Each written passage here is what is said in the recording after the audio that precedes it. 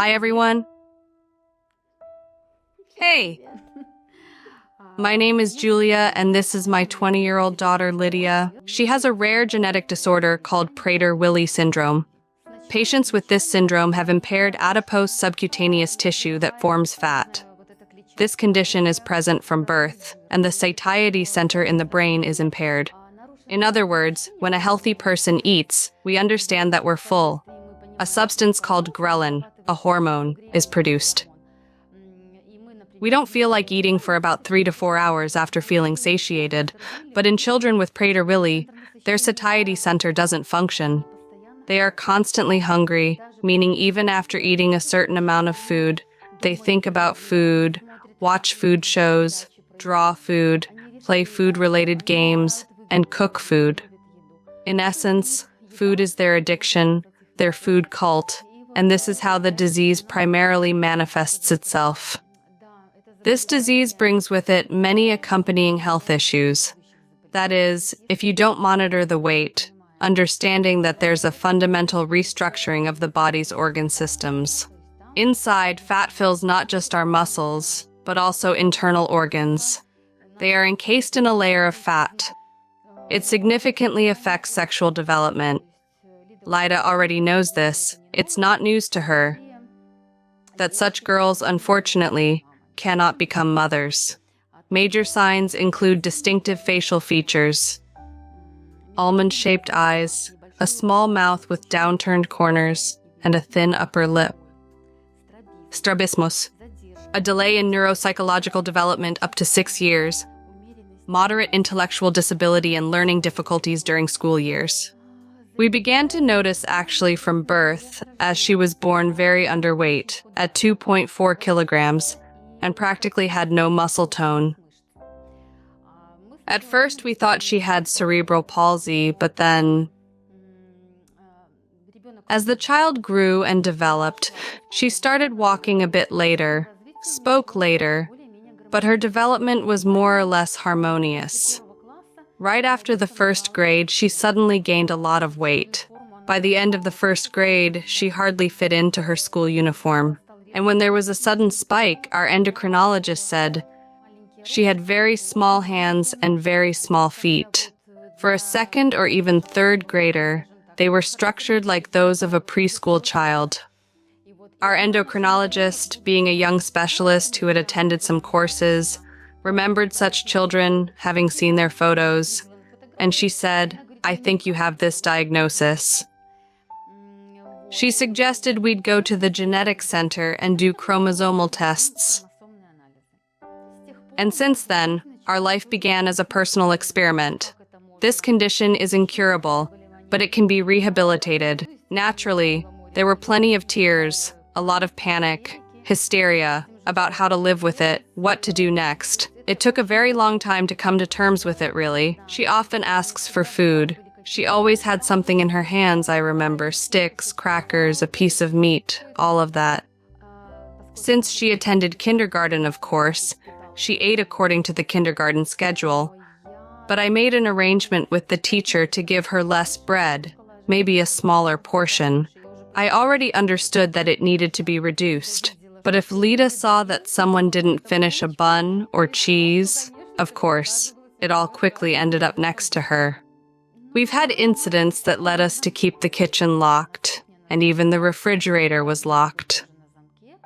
Lydia's breakdowns involved trying to pick the lock whenever I was away at work. The kitchen literally had to be locked, I'll show you.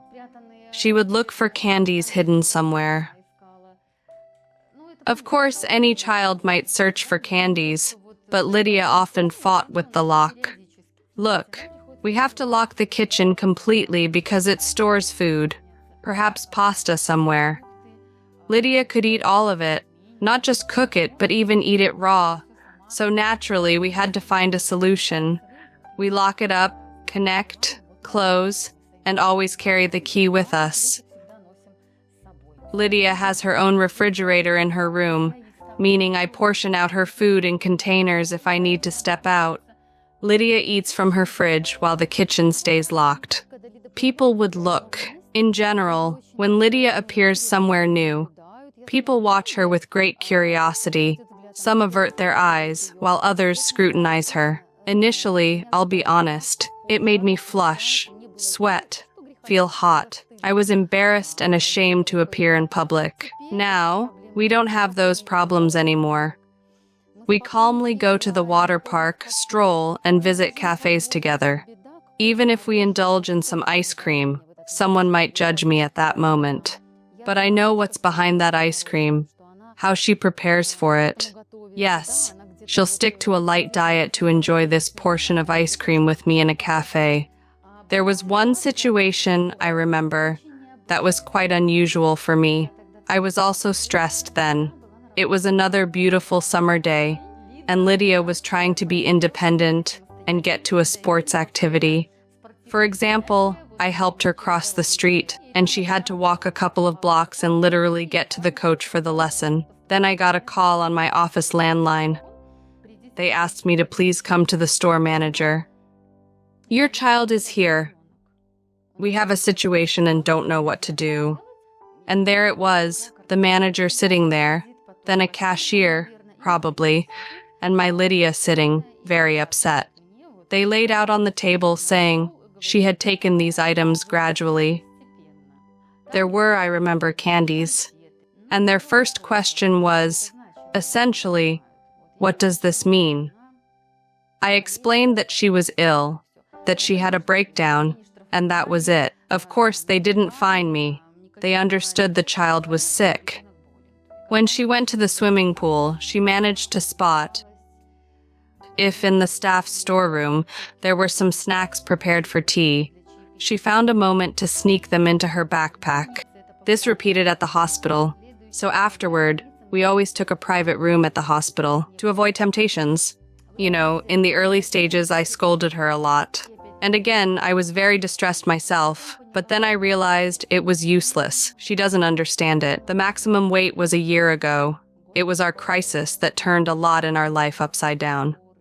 153 kilograms. Lydia was admitted to the ICU in critical condition with that weight. It was swelling of the body. There was a lot of water. Water was sloshing everywhere, in her abdomen. Almost a glass of water was in her lungs. So she was admitted to the hospital in very serious condition with swelling of the entire body. Lydia was very unwell. She couldn't move. We barely made it to the gurney. She couldn't fit in the chair. She was experiencing very labored breathing. As I understood it, she was suffocating, lacking the respiratory function. She had Pickwickian syndrome. It was fluid accumulation in the body, including in the lungs, and her respiratory function was completely compromised, meaning her oxygen levels dropped. From the norm of 98-99%, it fell to 65. Her body wasn't receiving enough oxygen, so we needed an oxygen concentrator, which we now use. So 14 hours of support means we breathe all night. And necessarily during the day, she can't go more than 4 or 5 hours without it. When we were moved to a room, unfortunately, Lydia couldn't walk. Her legs had atrophied so much in just 10 days. We learned to walk again, as if she had just started walking. Step by step, first around the room, then down the corridor. She could take 3 steps before starting to gasp for breath and turning blue. But in a week, 10 days, she learned how to walk. She continued to actively reduce weight, drank a lot of prescribed diuretics, special strong ones. She left the hospital weighing around 126 kilograms, if I recall correctly. We managed to lose 25, almost 27 kilograms. If you compare Lydia at 20 with another 20-year-old girl, you see the difference. The difference is that these individuals remain childlike at heart for the rest of their lives. They're naive, incredibly sensitive. They're tearful with huge mood swings. They need more kindness, affection, and care. Compared to their peers, these individuals are children.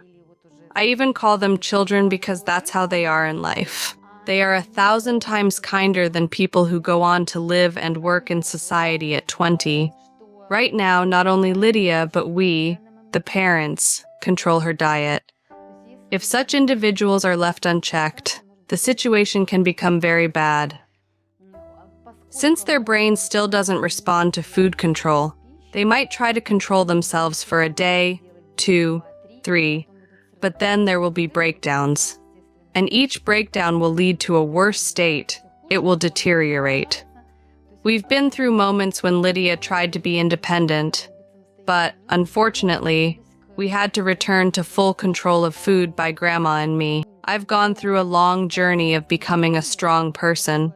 I can say this confidently because I've had breakdowns, tears, hysterics, a normal human reaction to having a problem with a child. After realizing her diagnosis, it was like a second birth for me.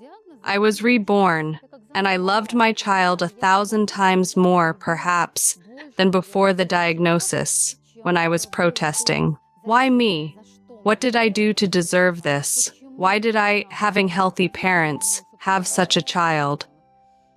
But now I realize that when we don't see each other for a day or two, I miss her terribly. I miss taking care of her. She's the sunshine, if I may say so. Being the mother of a special child with such an unusual, rare diagnosis, a syndrome, means being strong in every sense of the word, maintaining a positive outlook no matter what life throws your way. And this path, I believe, is given for a reason. Such children exist in our lives for a purpose. And for some reason, fate chooses someone like me to be a mother, to walk this path, perhaps with dignity.